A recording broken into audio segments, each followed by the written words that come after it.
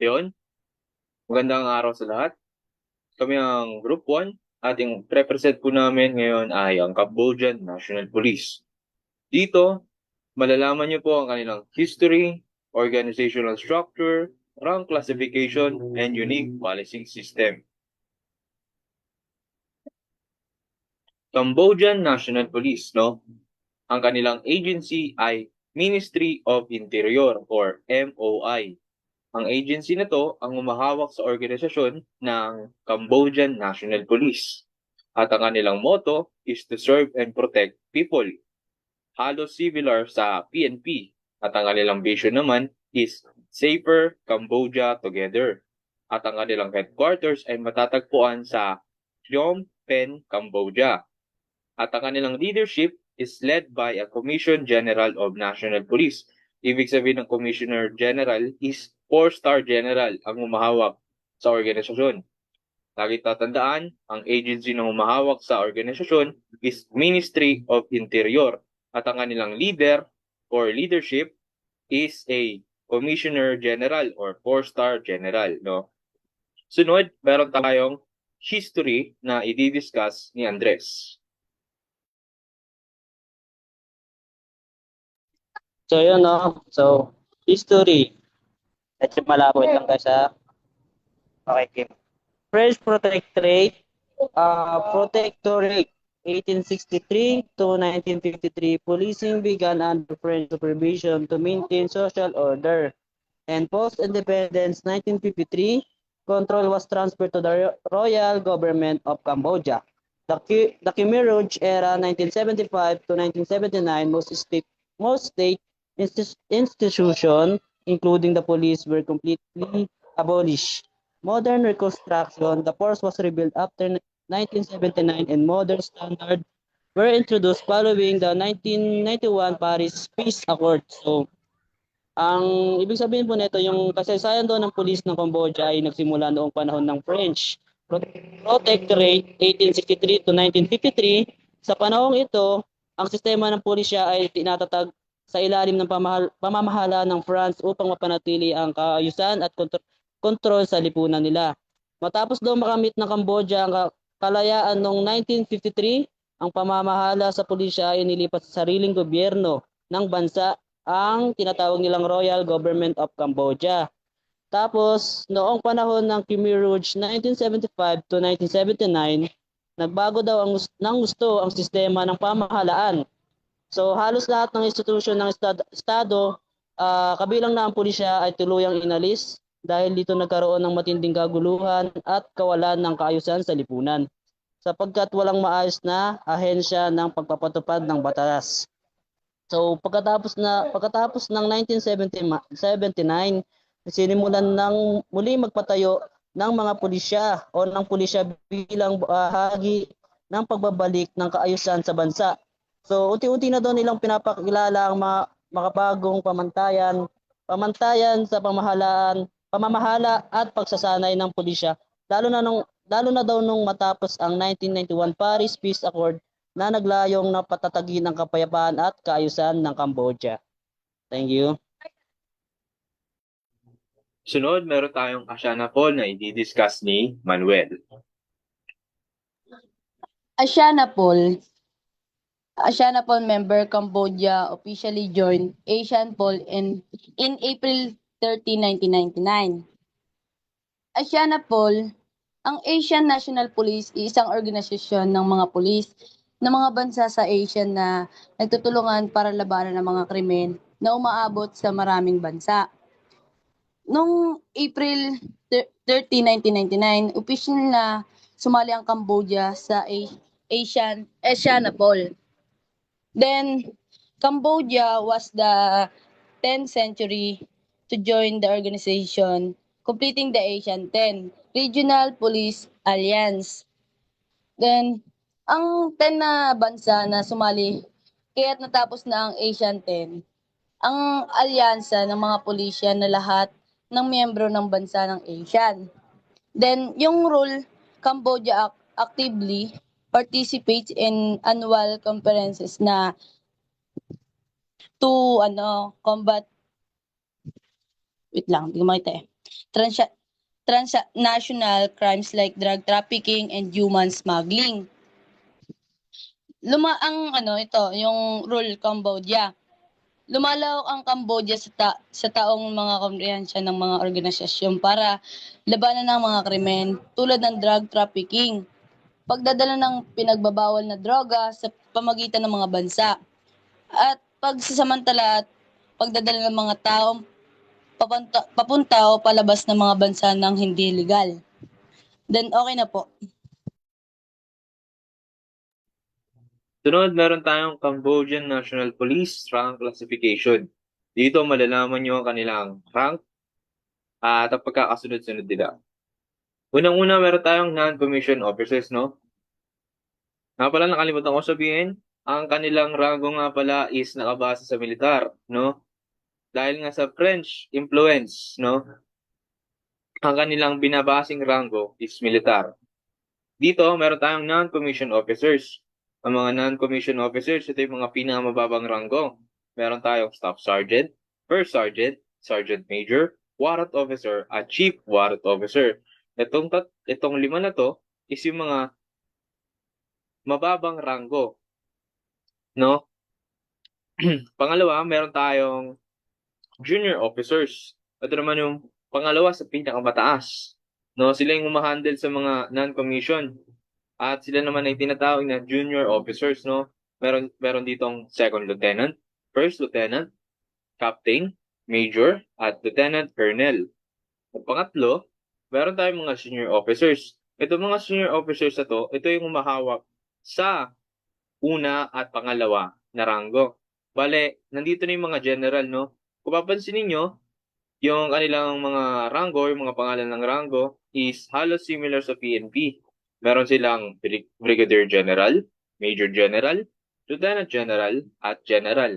Itong apat na to, sila yung mga leader na humahawak sa dalawang ranggo. Pero ang kanilang sinusunod is yung Major General. Ito yung pinaka-leader ng General.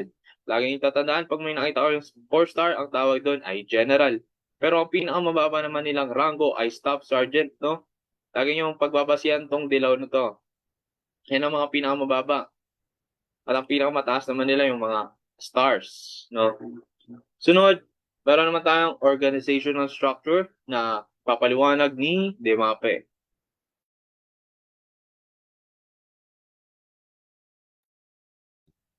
Organizational structure.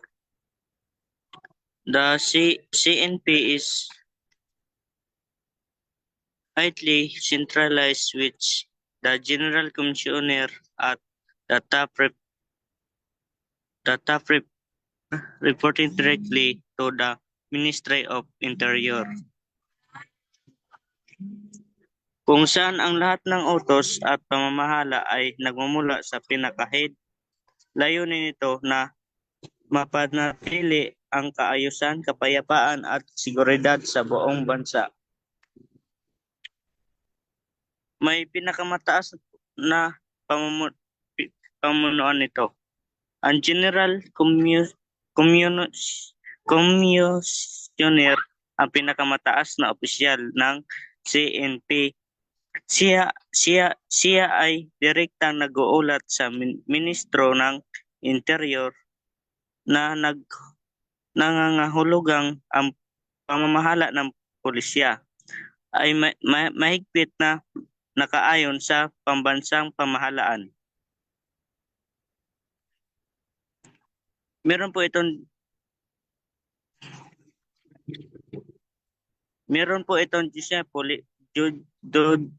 judicial police or tinatawag nilang criminal police. Ang judicial police naman po ay siya po ang responsible sa pag-iimbestiga ng mga krimen kabilang sa kanilang gawain, katulad ng paghanap ng ebidensya at pag-aaresto sa mga kriminal, pakikipag-ugnayan sa korte at piskal. Dito naman po sa provincial municipal units, there are 25 provincial, municipal, police commission that overs local operation.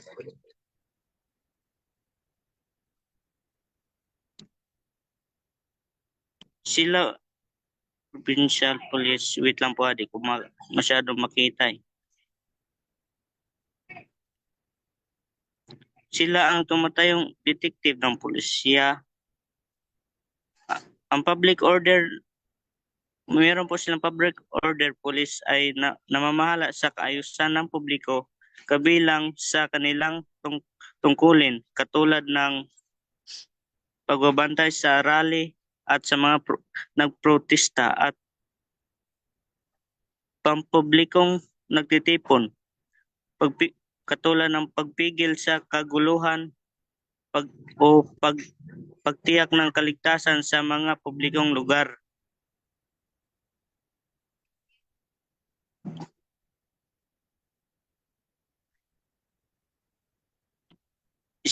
Specialized units this include anti-terrorism, anti-drugs, and anti-human trafficking departments. Ito naman po sila ang trafficking police. Meron pong trafficking police ay namamahala sa daloy ng trapiko kabilang sa kanila magawain nila katulad ng pagpapatupad ng batas trapiko, pag-aayos dahil ng sasakyan at pagbibigay multa sa mga lumalabag. Mayroong 25 provincial at municipal police commissionerate na namamahala sa lokal na operasyon ng mga pulis. Sila ang nagpapatupad ng batas sa kanilang lugar at tumutulong sa komunidad. Nagpapanatili ng lokal na seguridad. Tungkulin din ito ang pagsugpo sa terorismo at pagprotekta sa bansa laban sa banta ng terorista. Anti-drug unit. Meron po sila anti-drug unit responsible po sa paglaban sa illegal na droga kabilang ang pag-aresto sa mga drug dealer at pagsasagawa ng operasyon. Ang anti-human trafficking unit, layunin po nila labanan ang human trafficking, sagipin ang mga biktima at hulihin ang mga sangkot sa illegal na gawain.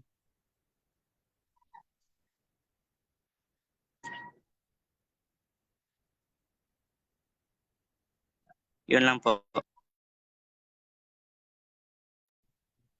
Sunod naman, meron tayong tinatawag na unique policing system ng Cambodian National Police na i-discuss ni Abila. So, good evening everyone. So, ang didiscuss po ngayon is unique policing system. So, ang unique policing system daw po ito daw po yung mga natatanging sistema sa pagpupulis ng Cambodia.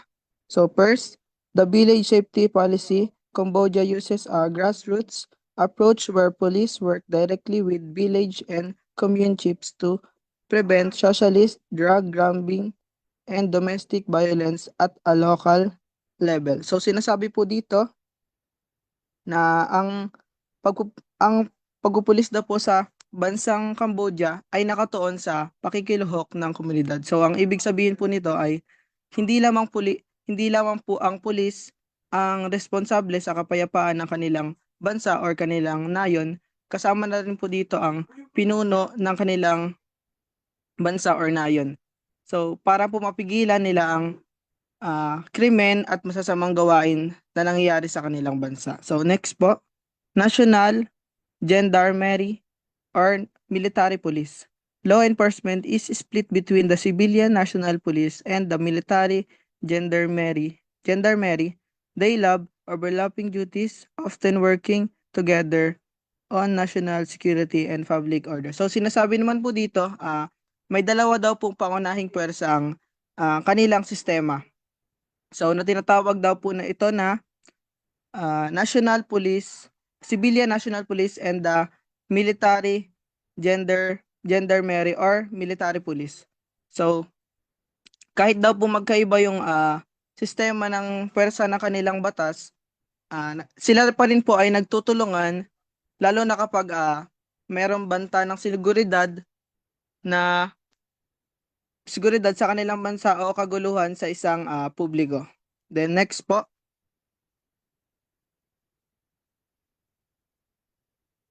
So French civil law influence. Because of its history, the system follows French-style judicial police procedures where specific officer are designed to assist prosecutor with criminal investigation. So dito naman po,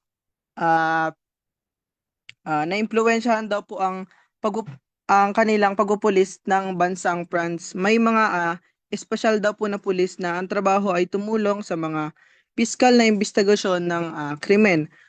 At ang mga pulis na to is mas organisado at formal ang proseso ng pagsisiyasat nila bago maisampa ang kaso sa hukuman or sa korte. Yun lamang po.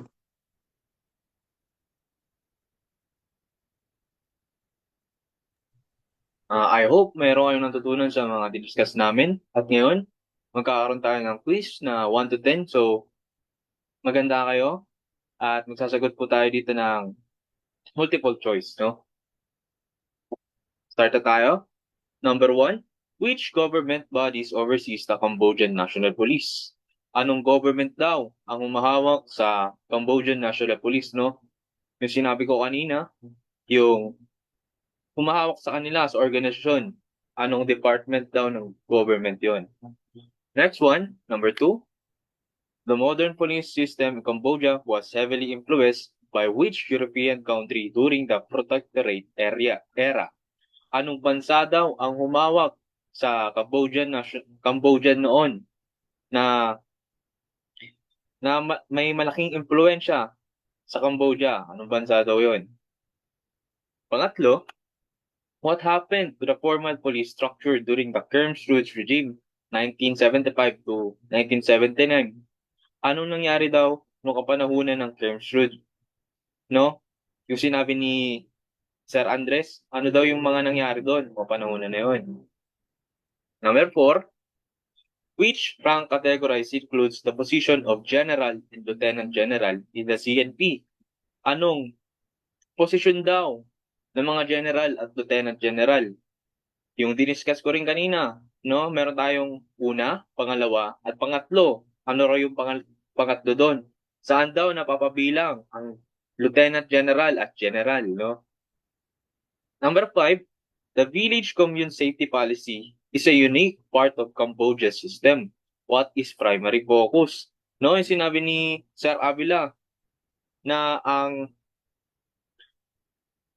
Cambodia daw is, yung mga police daw doon is nakikipag-ugnayan sa village upang mapuna yung krimen, no? Anong tawag daw yon? Number 6, how many provincial municipal police commissionerates exist in Cambodia? Na-discuss ni Sir Demape, no? Ilan daw ang provincial at municipal police ang makikita sa Cambodia? At pang-7, what is the role of judicial police within the Cambodia system? Ano daw yung role ng judicial police, no? Nung sinabi ni Sir Avila, ano daw yung pinaka-role? I mean ni Sir Demape, ano daw yung pinaka-role nun? At number 8, which other force often works alongside the National Police for internal security in Cambodia? Alin daw, anong puwersa daw yung tumutulong sa CNP, no? Diniscuss to ni Sir Avila, no? Kung matatandaan nyo, yung binanggit niya na military, anong militar daw yon na tumutulong sa CNP. Number 9, which rank is considered a non-commissioned position in the CNP? Non-commissioned, ano daw yung non-commissioned na sinasabi ko, yung pinakamababang ranggo ng CNP? Alin dyan? At number 10, what is the primary goal of the CNP proactive presence at the festival and public events, no? Ano daw yung ginagawa ng CNP? Ano daw yung mga ginagawa ng police kapag merong festival at public events sa kanilang bansa?